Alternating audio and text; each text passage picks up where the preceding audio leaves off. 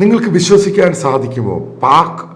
Pakistan administrated Kashmir, അതായത് POK, Pak occupied Kashmir, അവിടെ കഴിഞ്ഞ 2 ദിവസമായിട്ട് നടക്കുന്ന വലിയ പ്രതിഷേധം, അവരുടെ ഏറ്റവും വലിയ ഡിമാൻഡാണ് അവർക്ക് ഇന്ത്യൻ കാശ്മീരിൽ ഇന്ത്യ എന്ന് പറയുന്ന രാജ്യത്തിൻ്റെ ഭാഗമാകണം. കേരളത്തിൽ നിന്നും KT ജലീൽ, അതായത് CPMൻ്റെ MLA പറഞ്ഞത് ഓർമ്മയുണ്ടായിരിക്കും. അദ്ദേഹം കാശ്മീരിൽ പോയിട്ട് ആസാദ് കാശ്മീർ, അതായത് പാക് ഓക്കുപ്പൈഡ് കാശ്മീർ, ആ രീതിയിലുള്ള ഭരണമാണ് ഇന്ത്യൻ കാശ്മീരിൽ വേണമെന്ന് വാദിക്കുകയും പാകിസ്ഥാൻ കാശ്മീരിനെയും പാകിസ്ഥാൻ ആരാധകരുമുള്ള ഒരു സംസ്ഥാനമാണ് കേരളം, അവർക്ക് വേണ്ടിയാണ് പറയുന്നത്. എന്തുകൊണ്ടാണ് പാക് ഓക്കുപ്പൈഡ് ആയിട്ടുള്ള കാശ്മീർ അവർക്ക് ഇന്ത്യയിൽ ലയിക്കണം, ഇന്ത്യയുടെ കൂടെ വരണം, ഇന്ത്യൻ കാശ്മീരിൻ്റെ ഭാഗമാകണം എന്ന് ഡിമാൻഡിൻ്റെ ആവശ്യം എന്താ? പോലീസിനെ കൊണ്ട് ആ പ്രതിഷേധം അടിച്ചമർത്താൻ സാധിച്ചില്ല. അവസാനം പട്ടാളത്തെ വിളിക്കുന്നു, പട്ടാളത്തിൻ്റെ വണ്ടികൾ കത്തിക്കുന്നു. ഇഷ്ടം പോലെ ക്ലിപ്സ് ഉണ്ട്, സോഷ്യൽ മീഡിയയിൽ എടുത്ത് നോക്കുക. കത്തിക്കുന്നു, അവസാനം പട്ടാളം ഫയർ ചെയ്യുന്നു ഇതിനെ അടിച്ചമർത്താൻ. പക്ഷെ പ്രക്ഷോഭം വളരെ കാര്യമായിട്ട് പോകുന്നുണ്ട്. അപ്പം അതിനു മുമ്പ് മറ്റൊരു കാര്യം കൂടെ പറയാം. 2019 ആർട്ടിക്കിൾ 370 എടുത്ത് കളഞ്ഞപ്പോൾ അതിന് തൊട്ട് മുമ്പുണ്ടായിരുന്ന ഇന്ത്യയുടെ ആർമി ചീഫ് അദ്ദേഹം പറഞ്ഞൊരു പോയിന്റ് ഉണ്ട്. ഈ ഒരു പോകാടിൽ കാശ്മീരിൽ 370 എടുത്ത് കളയുകയും അവിടെ സമാധാനവും ഡെവലപ്മെൻറ്റും വരികയാണെങ്കിൽ ആസാദ് കാശ്മീർ, അതായത് പാക് ഓക്കുപ്പൈഡ് കാശ്മീർ ഇന്ത്യയുടെ ഭാഗമാകും. അതിനുവേണ്ടി നമുക്ക് സൈനികമായ ഫോഴ്സിനെ ഉപയോഗിക്കേണ്ട ആവശ്യമില്ല. അദ്ദേഹത്തിൻ്റെ സ്റ്റേറ്റ്മെൻ്റാണ്. ഒരു 4 ദിവസം മുമ്പ് രാജ്നാഥ് സിംഗ് ഒരു ദേശീയ ദിനപത്രത്തിന് കൊടുത്ത അഭിമുഖത്തിൽ പറഞ്ഞൊരു പോയിൻ്റുണ്ട്. ഇന്ത്യൻ ഫോഴ്സിൻ്റെ ആവശ്യമൊന്നുമില്ല, പാക് ഓക്കുപ്പൈഡ് ആയിട്ടുള്ള കാശ്മീരിലുള്ള ജനങ്ങൾക്ക് ഇന്ത്യൻ കാശ്മീരിലോട്ട് വരാനാണ് താല്പര്യം. ഇതൊക്കെ പാകിസ്ഥാൻ കാശ്മീരിൻ്റെ ആരാധകർക്ക് ചെവി തുറന്ന് കേൾക്കണം എന്താണ് സംഭവിച്ചത്. അതാണ് ബേസിക്കലി വലിയൊരു പോയിന്റ് എന്ന് പറഞ്ഞാൽ മോഡി മാജിക് ശരിക്കും വർക്കൗട്ട് ചെയ്തു. ഇന്ത്യയുടെ എല്ലാ കാലത്തെയും പ്രശ്നമായിരുന്ന കാശ്മീർ എന്താണ് സംഭവിച്ചത്? എന്തുകൊണ്ടാണ് പാകിസ്ഥാൻ ഓക്കുപ്പൈഡ് കാശ്മീരിലുള്ളവർക്ക് ആ രാജ്യത്തെയും പാകിസ്ഥാൻ സർക്കാരിനെതിരെയും പാകിസ്ഥാൻ പട്ടാളത്തെ എതിർത്ത് ഇന്ത്യയുടെ കൂടെ വരാനുള്ള താല്പര്യം എന്താണ്? പ്രധാനപ്പെട്ട പോയിന്റ് എന്താണ്? അതായത് ഇപ്പോഴും പാക് ഓക്കുപ്പൈഡ് കാശ്മീരും ഇന്ത്യൻ കാശ്മീരിലുള്ള ജനങ്ങൾ അങ്ങോട്ടും ഇങ്ങോട്ടും പോകുന്നുണ്ട്. കാരണം ഇവരുടെയൊക്കെ സഹോദരങ്ങളാണെന്ന് ഡിവിഷൻ ഉണ്ടായിപ്പോയി.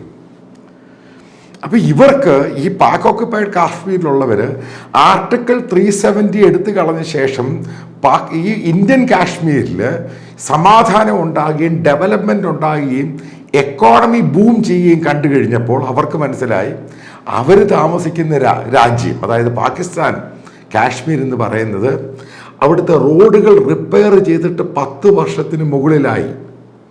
ഏകദേശം റോഡുകളില്ല. അത് ആലോചിച്ച് നോക്കണം, കാരണം എല്ലാം ഹിൽ ഏറിയയാണ്.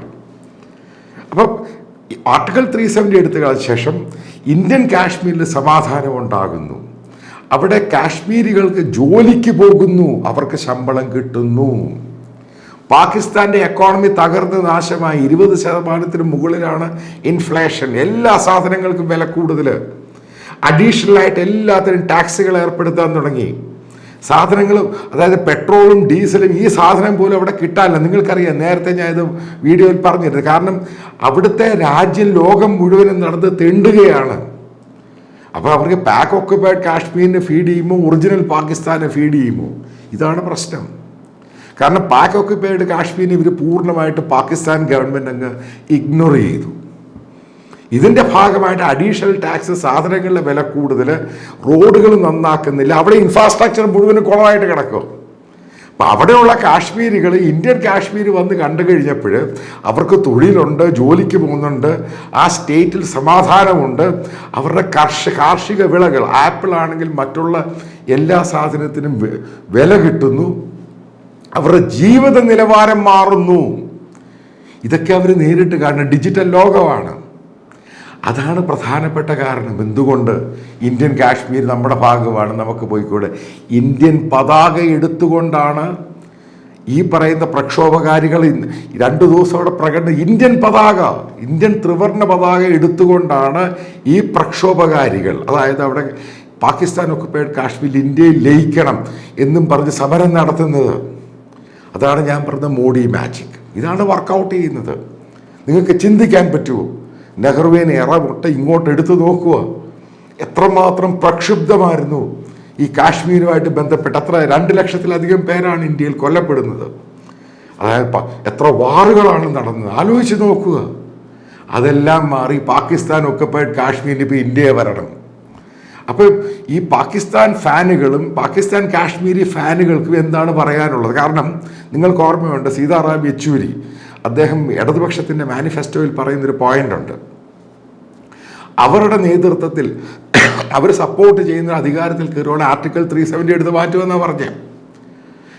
അതായത് നിങ്ങൾ മനസ്സിലാക്കുക, എവിടെയാണ് ബേസിക്കലി കാശ്മീരിന് ആവശ്യമുള്ളത്? കാശ്മീരിന് സമാധാനം വേണം. അവർക്ക് ഈ പറയുന്ന ഇന്ത്യൻ യൂണിയനിൽ നിൽക്കാനാണ് ഇന്ന് കാശ്മീരിലുള്ളവരുടെ ഏറ്റവും വലിയ താല്പര്യം.